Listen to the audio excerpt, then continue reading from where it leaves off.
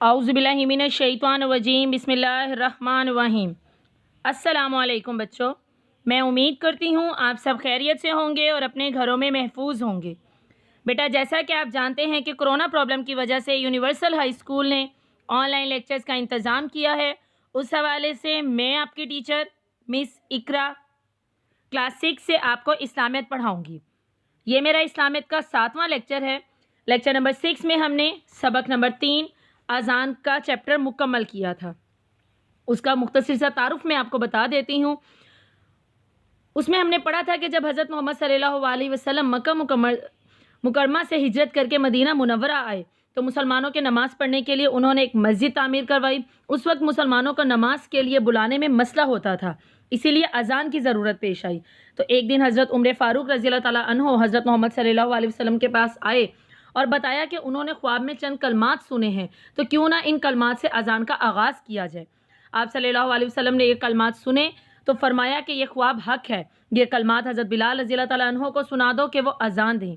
इस तरह हज़रत बिलाल रज़ी अल्लाह ताला अन्हो ने पहली अज़ान दी और उन्हें मौज़न इस्लाम भी कहा जाता है। अज़ान के मायने ख़बर या ऐलान के हैं। अज़ान देने वाले को मौज़न कहा जाता है। जब फ़र्ज़ नमाज के लिए खड़े हों तो एक शख्स वही कलमात दोहराता है जो अज़ान में कहे जाते हैं, उसे अकामत या तकबीर कहते हैं। जो तकबीर कहे उसे मुकबर कहते हैं। नमाज पढ़ाने वाले को इमाम कहते हैं। इसके अलावा हमने पढ़ा कि अज़ान का अदब यह है कि जब अज़ान हो रही हो तो बिल्कुल खामोश रहें। हज़रत मोहम्मद सल्लल्लाहु अलैहि वसल्लम ने इसकी भी ताकीद की, अज़ान का हर हर्फ का जवाब देना चाहिए। अज़ान का जवाब आपके नोट्स में लिखा हुआ है। इसके अलावा फ़जर की अज़ान में हय्या अलल फ़लाह के बाद अस्सलातु खैरुम मिनन नौम के इजाफ़ी अल्फाज होते हैं, जिसके मायने है नमाज दीन से बेहतर है। अज़ान के बाद की दुआ, अज़ान के बाद दुआ भी लाजमी पढ़नी चाहिए, जो कि आपके नोट्स में लिखी हुई है सफ़ा नंबर 4 पर। इसके अलावा मैंने आपको होमवर्क दिया था, आप सब अपने रजिस्टर्स ओपन कर लीजिए। मैं आपको होमवर्क टैली करवा देती हूँ। जी बेटा, सवाल था आपका, अज़ान के बाद जो दुआ पढ़ी जाती है उसका तर्जमा लिखें। तर्जमा: ए इस दावत कामिल और इसके नतीजे में खड़ी होने वाली जमात के रब, तो मोहम्मद सल्लल्लाहु अलैहि वसल्लम को वसीला, फ़जीलत और बुलंद दर्जा अता फरमा और उन्हें उस मुकाम महमूद पर पहुंचा दे जिसका तूने उनसे वादा फरमाया है, और हमें क़यामत के दिन उनकी शफ़ाअत से बहरामंद फरमा। बेशक तू अपने वादे के ख़िलाफ़ नहीं करता। अब आते हैं अपने आज के लेक्चर नंबर 7 की तरफ। आप सब अपने नोट्स का सफ़ा नंबर 4 ओपन कर लीजिए। सबक नंबर 4, नमाज के अरकान। नमाज सिर्फ चंद हरकत और दुआओं का मजमुआ नहीं, बल्कि ये अल्लाह ताला से मुलाकात का बेहतरीन ज़रिया है। हज़रत अनस से रिवायत है कि नबी सल्लल्लाहु अलैहि वसल्लम ने फरमाया, जब तुम में से कोई नमाज पढ़ रहा होता है तो अपने रब से सरगोशियाँ कर रहा होता है। नमाज को अदा करने के 5 आदाब हैं। बदन, लिबास और जगह का पाक होना। बदन और लिबास के पाक होने के लिए वज़ू और गुस्ल का बेहतरीन तरीका बताया गया है। नमाज़ पढ़ने की जगह पर जाए नमाज या कोई पाक कपड़ा बिछाकर नमाज़ पढ़नी चाहिए। अगर ये चीज़ें ना हो तो पाक ज़मीन पर भी नमाज़ पढ़ी जा सकती है। सतर छुपाना। सतर से मुराद जिस्म के वो हिस्से हैं जिन्हें अल्लाह ताला ने ढांपने का हुक्म दिया है। औरत का सतर हाथ, पाँव और यहाँ पे बेटा ये लफ्ज़ गलत लिखा हुआ है, यहाँ पे चेहरे आना है, के सिवा पूरा जिस्म है। और मर्द का सतर नाफ से घुटने तक है। अगर दौरान नमाज सतर का कोई अज़ू इतनी देर खुला रहे जितनी देर में 3 मरतबा सुबहान अल्लाह कहते हैं तो नमाज टूट जाएगी। बावज़ू होना। नमाज अदा करने के लिए बावज़ू होना लाजमी है। नमाज का वक्त होना। नमाज का मुकर्ररा वक्त गुजरने के बाद नमाज कज़ा हो जाती है, इसलिए नमाज अपने वक्त पर अदा करना दुरुस्त होता है। कुरान मजीद में इरशाद होता है, तर्जमा: बेशक नमाज मोमिनों के लिए मुकर्ररा वक्त पर अदा करना फ़र्ज़ है। किबला रुख होना। नमाज में अपना रुख खाना काबा की तरफ करने को इस्तकबाल किबला कहते हैं।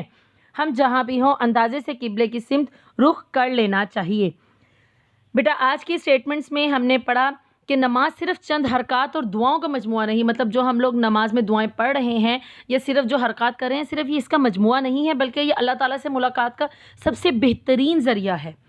हज़रत अनस रज़ी अल्लाह ताला अन्हा से रिवायत है कि नबी सल्लल्लाहु अलैहि वसल्लम ने फरमाया, जब तुम में से कोई नमाज़ पढ़ रहा होता है तो असल में वो अपने रब से सरगोशियाँ कर रहा होता है, अपने रब से बातें कर रहा होता है। नमाज को अदा करने के 5 आदाब होते हैं। बदन, लिबास और जगह का पाक होना, सतर छुपाना, बावज़ू होना, نماز کا وقت ہونا، قبلہ رخ ہونا، مطلب ہمارا بدن، ہمارا لباس پاک ہو، جس جگہ ہم نماز ادا کر رہے ہیں وہاں پہ کوئی صاف کپڑا یا جائے نماز بچھا کر نماز ادا کریں۔ اگر یہ چیزیں نہیں ہیں تو پاک زمین پر نماز پڑھی جا سکتی ہے۔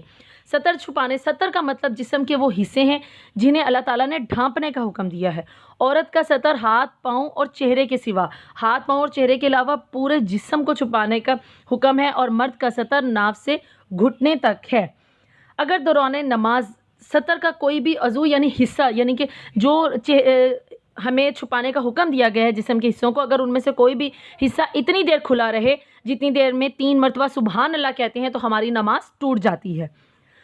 اور باوضو، نماز ادا کرنے کے لیے باوضو ہونا لازمی ہے، بغیر وضو کے ہم نماز ادا نہیں کر سکتے۔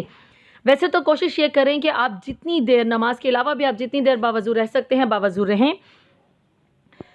لیکن نماز کے وقت باوضو ہونا بہت ضروری ہے۔ نماز کا وقت جب اذان ہوئی ہے اور نماز کا وقت شروع ہوا ہے تو اس وقت نماز ادا کر لینی چاہیے، نہ کہ ہم بغیر وجہ کے اس کو وقت کو ٹال رہے ہیں، وقت کو گزار رہے ہیں اور پھر نماز ادا کریں تو وہ ہماری نماز قضا ہو جاتی ہے۔ قرآن مجید میں اس چیز کے لیے ارشاد ہوا ہے، بے شک نماز مومنوں کے لیے مقررہ وقت پر ادا کرنا فرض ہے۔ یہاں پر بتایا گیا ہے فرض یعنی لازم ہے ہم پر کہ مقررہ وقت پر نماز ادا کر لیں۔ قبلہ رخ ہونا، قبلہ ہماری ڈائریکشن ہے جس کے رخ پر کھڑے ہو کر جس کو ہم اپنے سامنے ڈائریکٹ کر کے نماز ادا کرتے ہیں، یعنی ہم لوگ کہیں پر بھی موجود ہوں تو ہم اندازہ لگا لیتے ہیں کہ اس رخ پہ قبلہ ہوگا تو ہم اس رخ پر نماز ادا کرتے ہیں۔ اور قبلہ رخ خانہ کعبہ کی طرف نماز ادا کرنے کو استقبال قبلہ بھی کہتے ہیں۔ بیٹا یہ آپ نے سارے ہی پوائنٹس اچھے سے یاد کرنے ہیں، کیونکہ یہ سارے ہی پوائنٹس آپ کی آبجیکٹیو اور آپ کے کوسچنز دونوں ہی صورتوں میں آپ کے پاس پیپر میں آ سکتے ہیں۔ جیسے یہ صرف نماز کو ادا کرنے کے کتنے آداب ہیں ان کے نام لکھیں، یہ صرف نام بھی آ سکتے ہیں، یا ہر آداب کے بارے میں الگ سے پوچھا جا سکتا ہے۔ بدن، لباس اور جگہ کا پاک ہونے سے کیا مراد ہے؟ سطر چھپانے سے کیا مراد ہے؟ باوضو ہونے سے کیا مراد ہے؟ نماز کے وقت ہونے سے کیا مراد ہے؟ قبلہ رخ ہونے سے کیا مراد ہے؟ یہ 5 الگ الگ بھی پوچھے جا سکتے ہیں اور آبجیکٹیو میں بھی پوچھے جا سکتے ہیں۔ بیٹا اس کے علاوہ میں نے آپ کے لیے ایک ہوم ورک نکالا ہے، اس میں سے آپ وہ ہوم ورک دیکھ لیجئے۔ سب سے پہلے ہے سوال نمبر 1، نماز کی تعریف کریں۔ سوال نمبر 2، نماز ادا کرنے کے کتنے آداب ہیں، نام لکھیں۔ ان دونوں ہی سوال کا جواب آپ کے ان سٹیٹمنٹس میں موجود ہے۔ آپ یہ سٹیٹمنٹس کو اچھے سے پڑھیں گے، لیکچر کو غور سے سنیں گے تو آپ کو سمجھ میں آ جائے گا اور جواب آسانی سے مل جائیں گے۔ اس کے علاوہ کل ہم لیکچر نمبر 8 میں سبق نمبر 4 نماز کے ارکان کی باقی کی سٹیٹمنٹس پڑھیں گے، جس میں ہم نماز کے کتنے ارکان ہیں اس کے بارے میں پڑھیں گے۔